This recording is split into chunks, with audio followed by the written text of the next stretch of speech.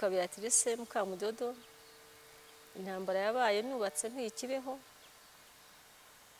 aho bita Nyaruguru muri Gikongoro. Ubwo rero nari mfite abana 5 n'umutware. Babiri rero twaburaniye ikarama niho twahungiye muri Butare kuri paruwasi ya Karama. Umwana afite imyaka 20 yitwaga Rufosi n'unkunda. Undi yari afite imyaka 7 n'igice yitwaga Ntoniya nyina w'umuntu ari we Fifi. Fifi karagatazirana. Ariko nibyo twamuhamagaraga cyane. Duherukana ikarama rero. Urumva intambara yarabaye nyine Rufosi nawe yari yasohotse ari mu bandi bana hanze. Fifi twari kumwe mu ishuri ahantu twari turi. Nyuma rero batwinjiranye bari hanze batera amabuye. Bariho barasanda ariko iryacu bagatera amabuye ntibinjire. Nyuma rero ubwo arambwira ati mama wampaye ishuka nkifubika. Kaba niryamiye n'inzara n'ikirumva yarashonje hari habaye kandi mu masasita. Umwana rero muha yashuka nisasa hasi ndayimorosa. Batera amabuye rero we nkajya musunikira munsi y'intebe ngo batamukubita ibuye. Baje kutwinjirana rero batangiye gutemagura abantu baragwiriranye. Ubwo urumva sinongeye kuba nkimufashe mwegereye sinamenye nahaherereye. Twumva ko binarangiye nyine dupfuye birangiye. Kuko twabwira Imana ngo Mana niba ari umunsi twakire niba atari uko dutugereke ikiganza cyawe umubisha ntatubone nuko gena sengaga. Mu mutima nta wavugaga. Ubwo rero haje kuza abantu nyine amasaso yaje gushirana na za garinade ubwo bari bafite baza gusubira bafata imodoka baragenda. Bagiye abantu bari basigaye hanze bagiye barokuka bakiya babaga baravuga bati kandi duhunge tugenda buriya baragaruka noneho batseba dutsembiwe. Reka duhunge tugenda tupfire mu nzira. Barebye mu ishuri gihe bavuga bati kandi abantu baho ntibapfuye. Nibwo baje biruka rero bari bamaze kutwinjirana urabyumva abanyamihoro n'impiri n'iki n'amacumu. Bagera baravuga ati ababyeyi muvuze induru kandi musohoke. Babandi bahise basohoka biruka. Bamwe baturwa bariho badutema. Basohotse biruka natwe turasohoka. Dusohotse rero nibwo natangiye mpamagara. Fifi ni nawe nahamagaye. Numvise ari unjemo kumuhamagara ko nari nakaryamishije. Nabonye hari ko atabonye ko yiruka. Ndaburijwe. Nabandi twari kumwe sinamenye igihe bagendeye. Ubwo rero uwo mukuru we yari yasohotse yagiye muri babyara base hanze. Ubwo nawe daho twaherukaniye. Ntabwo twongeye kubonana. Natwe twahunze gutyo nyine tugera kuri duwane. Umuto yari afite imyaka ingahe umukuru yari afite imyaka ingahe? Umukuru yari afite 20, umuto yari afite imyaka 7 n'igice. Nyuma yaho rero byagenze bite kuva aho ngaho wageze Burundi gute?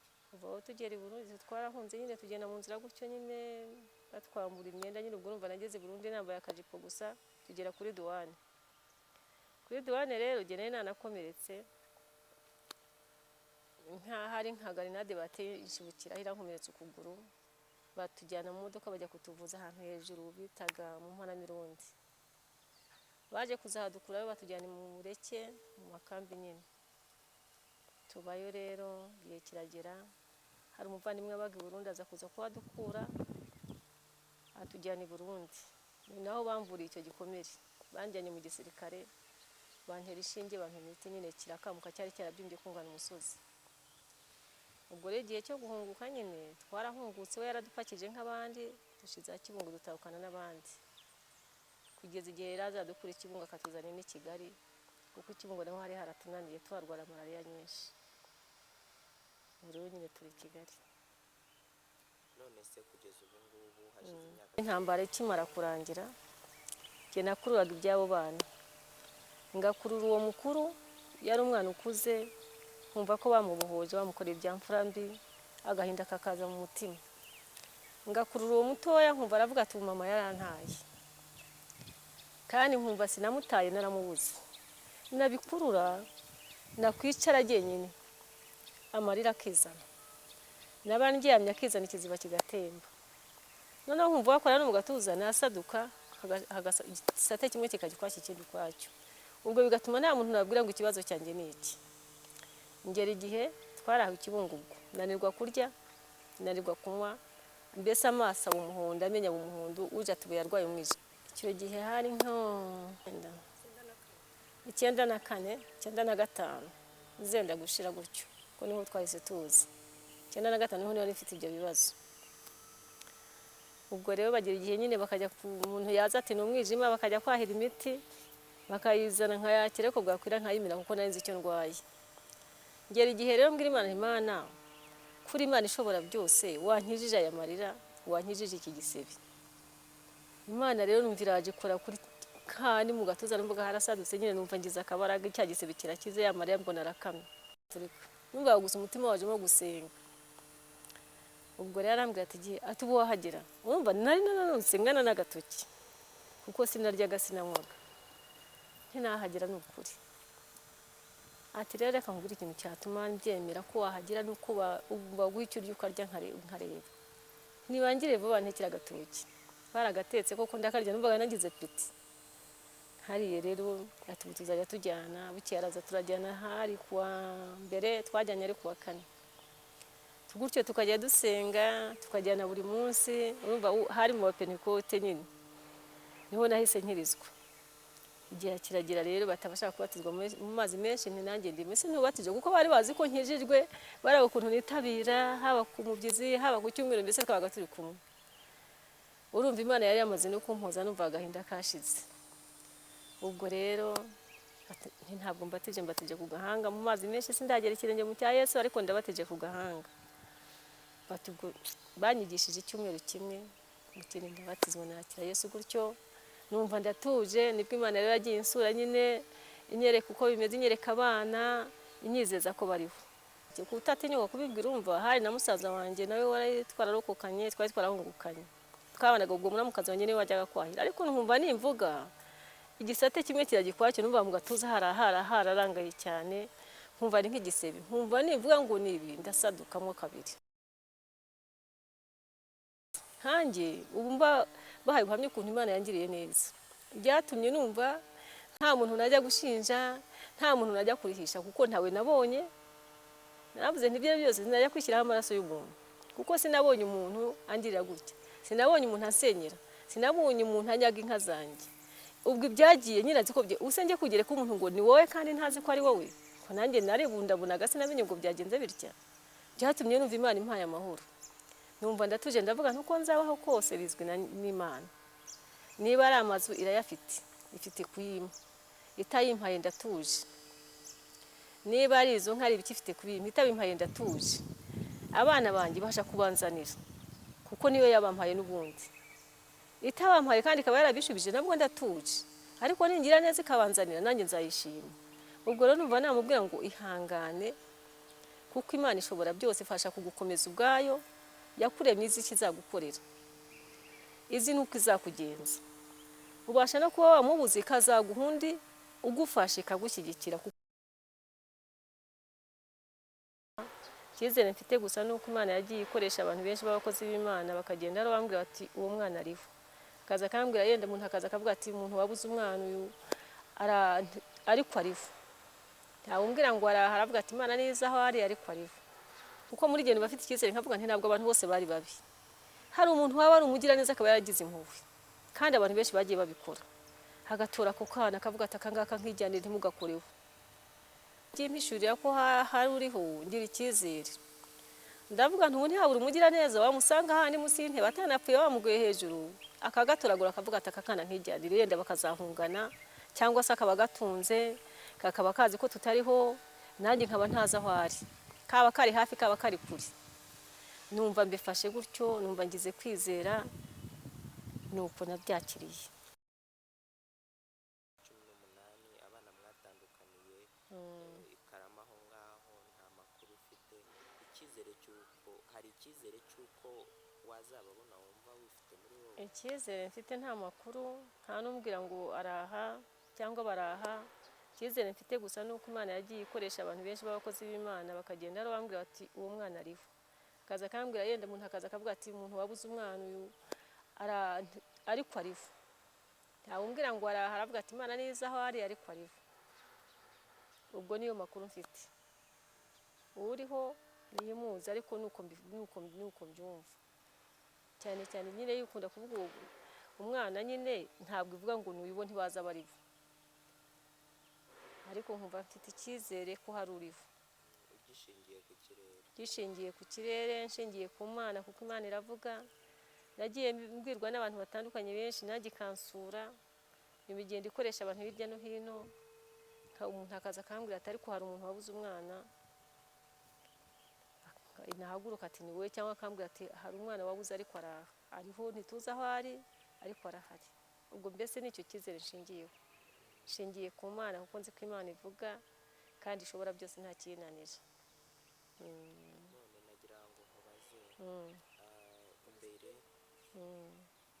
mbere ariko reka mbanze mpindure n'akamikoro binyuriyemo muri make. Icyo gihe rero nyine intambara ikimara kurangira, njye nakururaga iby'abo bana, ngakurura uwo mukuru, yari umwana ukuze, nkumva ko bamubohoje bamukoreye ibyamfura mbi, agahinda kakaza mu mutima. Ngakurura uwo mutoya, nkumva aravuga ati mama yarantaye, kandi nkumva sinamutaye naramubuze. Nabikurura nakwicara jyenyine, amarira akizana, naba ndyamye akizana, ikiziba kigatemba. Noneho nkumva wakora no mu gatuza nasaduka, igisate kimwe kikajya ukwacyo ikindi ukwacyo. Ubwo bigatuma nta muntu nabwira ngo ikibazo cyanjye ni iki. Ngera igihe twaraho ikibungugu, nanirwa kurya, nanirwa kunywa, mbese amaso aba umuhondo, amenya aba umuhondo, uje atubuye arwaye umwijima. Icyo gihe hari Twari icyo gihe hari urumva intambara yarangiye. subiramo uti icyo gihe hari nko muri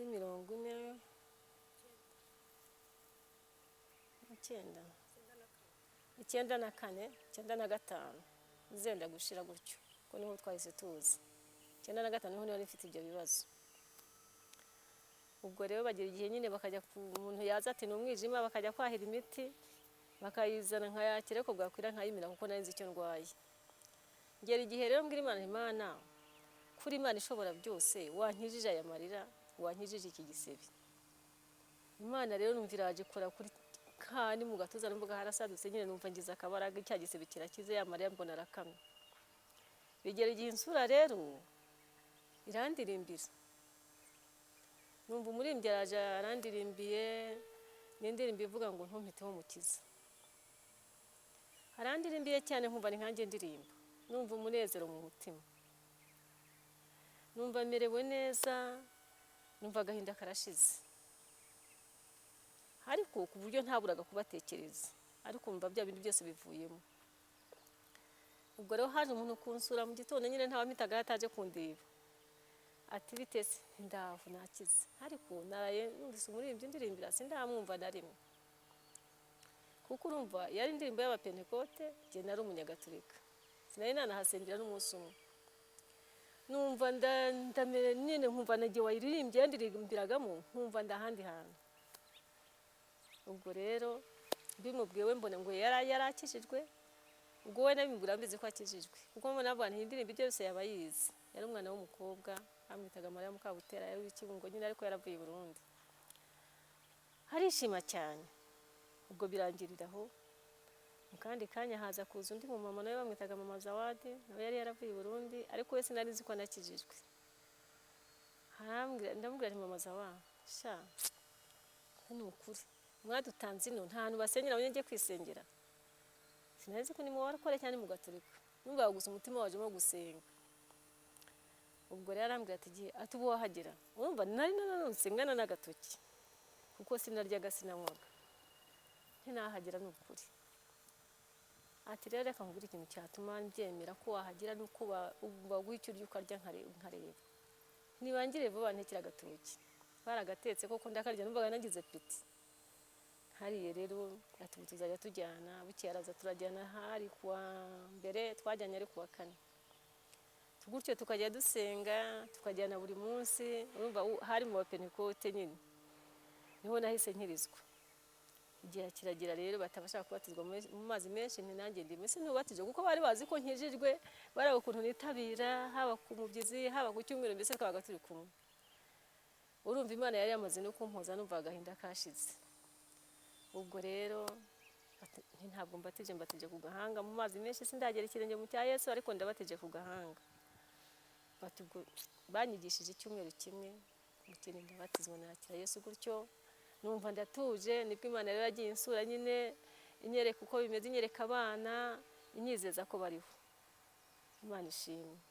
None nagira ngo nkubaze, igeze kutubwira uti abantu bakanshakira imiti, ukomeze umurebe. Imiti nyine bashakiraga umuti, bakagushakira imiti ariko nta n'umwe utinyuka kubibwira. Ntawe natinyukaga, bashakiye kutatinyuka kubibwira. Umva hari na musaza wanjye nawe wari twararokokanye, twari twarahungukanye, twabanaga ubwo muramukazi wanjye niwe wajyaga kwahira. Ariko nkumva nimvuga igisate kimwe kiragikwacyo, numva mu gatuza hararangaye cyane, nkumva ari nk'igisebe. Nkumva nimvuga ngo nibi ndasadukamo kabiri, bigatuma ntuza. Bakaba bazi ko ari umwijima bawuzana nyine bwakwira nkawumenya, kuko jye nari nzi ko meze, ntabwo nawunywaga. Bakazambwira ati wa muti warashize, ntiwarashize. Gutyo igihe nicyo cyageze rero nyine mbaza Imana, niba uri Imana kuko bavuga wantabaye ukankiza, ko ntapfuye wandinze, ubundi wankijije iki gisebe ukankiza y'amarira. Yahise yiruka rero yankiza. Nibwo yandirimbiye umuririmbyi wa 36 bavuga ntumpiteho mukiza, numvira mpumurije. None se hari abantu benshi wenda bashobora kuba bafite ikibazo nk'icyo ufite, hari abuzi wenda, hari n'abo utaramenya, bashobora kuba bakiri muri icyo gihe nawe waciyemo cyo kumva ko utagomba kugira uwo ubibwira. Ese nk'ubu ngubu uhuye n'uwo muntu wamubwira iki? Inama namugira ni ukwizera Imana. Ikindi cya kabiri, akumva ko Imana yamurinze ntacyo yatanze ngo abiho, kuko nawe ubwo yaravuze ngo nabihawe nawe niwe ubyishuje izina ryawe rishimwe. Ariko iki gihe kiragira mwibuka kandi iramurengera, kuko iyo ugumye mu Mana ibyo ari byose ifite uko gutunga. Niba nta wawe ufite n'umwe, ifite ukuntu igutunga ukumva uguwe neza. Nkanjye ubu bahaye ubuhamya ukuntu Imana yangiriye neza, byatumye numva nta muntu najya gushinja, nta muntu najya kurihisha, kuko ntawe nabonye. Navuze nti ibyo byose sinajya kwishyiraho amaraso y'umuntu, kuko sinabonye umuntu angirira gutya, sinabonye umuntu asenyera, sinabonye umuntu anyaga inka zanjye. Ubwo ibyagiye nyirazi ko bye usenge kugere ko umuntu ngo ni wowe kandi ntazi ko ari wowe, ko nanjye narebundabunaga sinamenye ngo byagenze bitya. Byatumye numva Imana impaye amahoro, numva ndatuje, ndavuga ntuko nzabaho kose bizwi n'Imana. Niba ari amazu irayafite, ifite kuyima, itayimpaye ndatuje. Niba ari izo nkari bikifite kubima, itabimpaye ndatuje. Abana banjye basha kubanzanira, kuko niyo yabampaye n'ubundi. Itabampaye kandi ikaba yarabishubije, nabwo ndatuje. Ariko ningira neza ikabanzanira, nanjye nzayishima. Ubwo rero numva namubwira ngo ihangane, kuko Imana ishobora byose, ifasha kugukomeza ubwayo.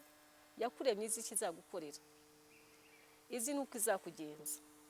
Ubasha no kuba wamubuze ikazaguha undi ugufashe ikagushyigikira, kuko ni Imana.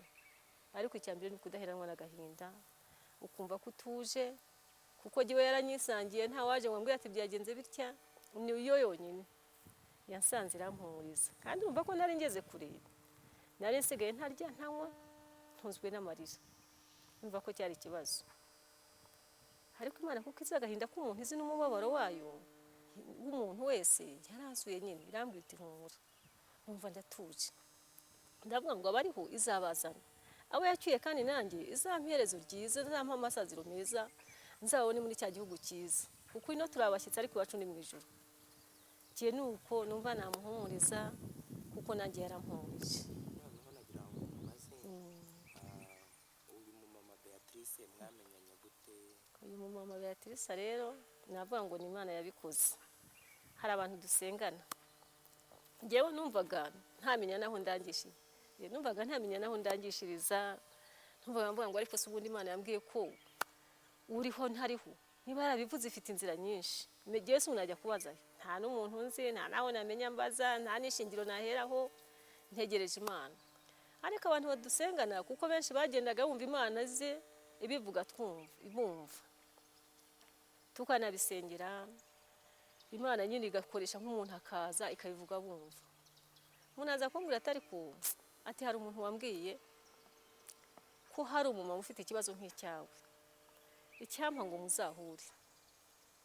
noneho wa mumama abwira undi w'inshuti ye wari uzi uyu nguyu, sinzi niba nabavuga amazina. Urumve hari uwitwa mama Nyiranshuti, ni mama Minete ari muramukazi we. Mama Nyiranshuti turaririmbana, turasengana, na mama Minete turasengana, ariko uwo tubana muri gahunda cyane ni uwo mama Nshuti. Noneho rero mama Minete yari yaramubwiye bya Beatrice. Noneho mama Nyiranshuti arambwira atari ko ati ati kuko yumva ko Imana yampumurije. Avuga ati muhuye ukamubwira ubuhamya bwawe nawe yakumva ahumurijwe, ntabwo yari ziko nibi byose byawe. Ati yakumva ahumurijwe kuko ubuhamya bwawe buvuze burandenga, twaseganye kenshi Imana ikajya bivuga turi kumwe. Arambwira ati rero nzabwira mama Minete azabahuza. Ubwo rero yabibwiye mama Minete, bibaho biranatinda. Bukeye ndamuza nte kwa mama wambwiye kuki utaramunyereka nibura ngo tunahure turamukanye. Byo birahita nyine biranatinda, nza kumva ko byashize byarangiye. Ejo bundi rero niho undi witwa mama Benkere nawe dusengana gutyo turirimbana, mama Minete yamwatse nomero zanjye bari mu iteraniro ry'ubwo nari natashye. Ngo azimwaka yishimye cyane atigize Imana ndakubonye nomero za Beatrice kuko nawe nanjye niko nitwa. Ubwo rero byagejeje nimugoroba urantelefone, nibwo twavuganye tuti tuzahure. Nuko twamenyanye, ntabwo nari muzi nawe ntiyaranze. Warunzi mama? Nukuri.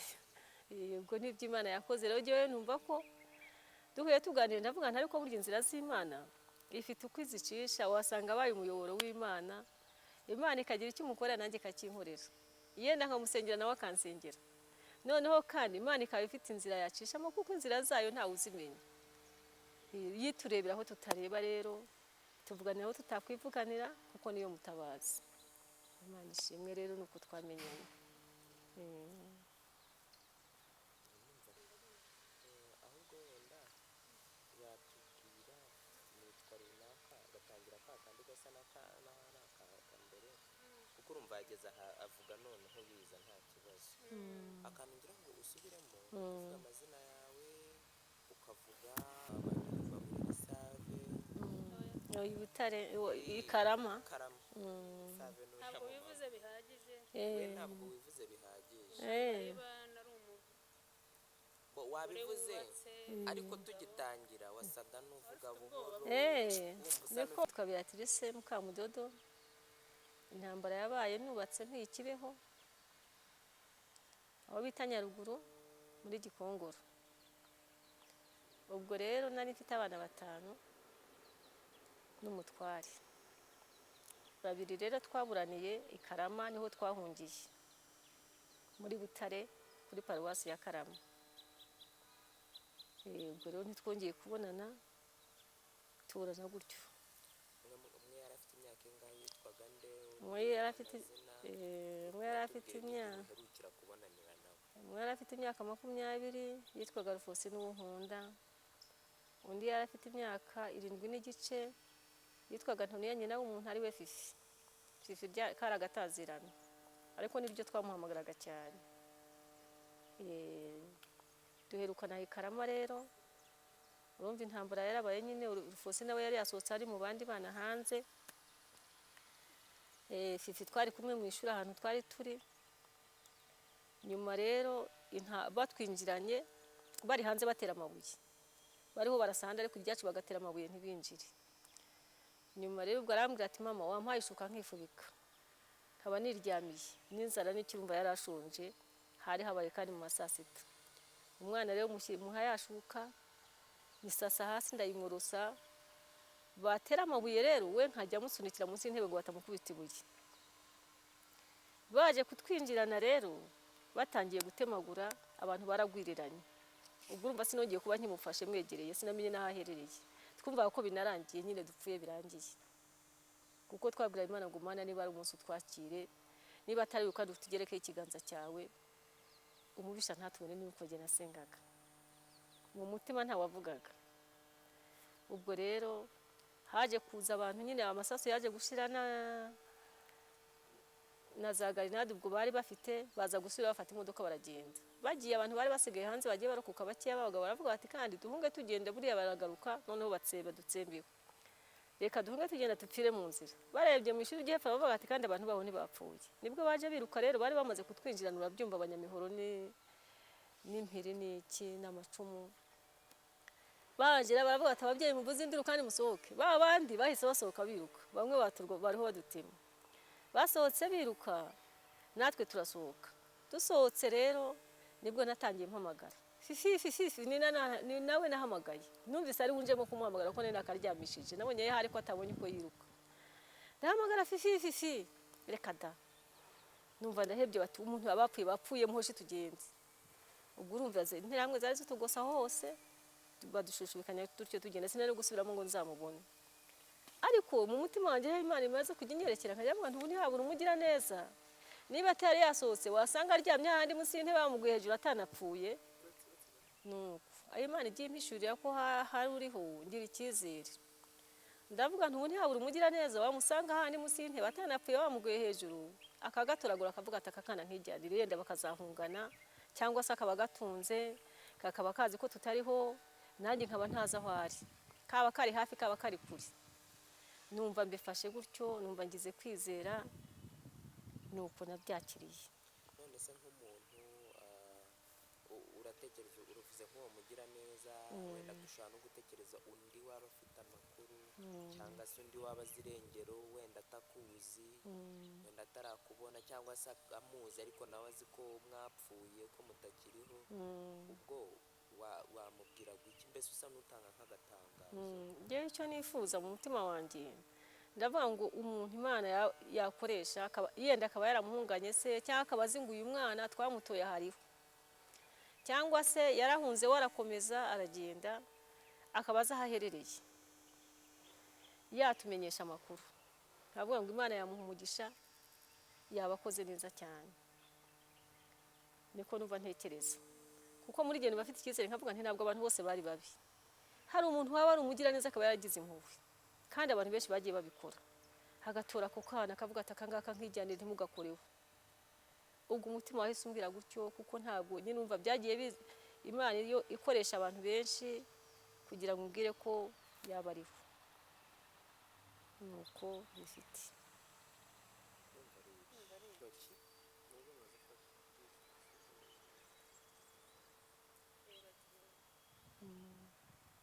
Ndumva n'izuba ariko ntacyo.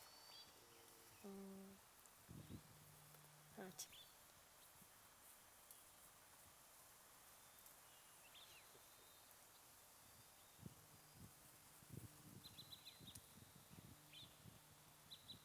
Ashobora no kuba avuga ati mama ntazo, ni mama gusa. urumva bavuga nk'aho amazina y'abandi bavuga y'abandi bavukanaga, abo bakinaga na papa mwigishaga niba umwibuka, mwarimu wese mwibuka neza. ikintu cyatuma we yimenya yimenya. Ngaho bitubwire rero. Uretse uwo mukuru we Fonsina, noneho hari Rufonsi, Dedasta na Beata. abo bari bande? Abo bari abavandimwe be. Noneho se yitwaga Nsanzabaganwa, sinzi ko yaba akiryibuka ubu, na Kerete niryo bakundaga kuvuga. Abaturanyi nabo hari abitwaga kwa Viana, umugore witwaga Margareta, umukobwa witwa Cocori. Ndumva ari nk'abo yawe, kuko yakundaga kuhibanda cyane aho, no kwa Ariasi. Abo bose bamwe barapfuye abandi bariho. Twana bakinanaga, kana bakundanaga karapfuye, kwibuka numva binangoye. Kapfuye na mbere, ntako kazize intambara, kazize indwara. Kwibuka biragoye, ariko cyane cyane nk'ako Beata barakinanaga cyane. Ni nako nari nahetse, ni karumunake.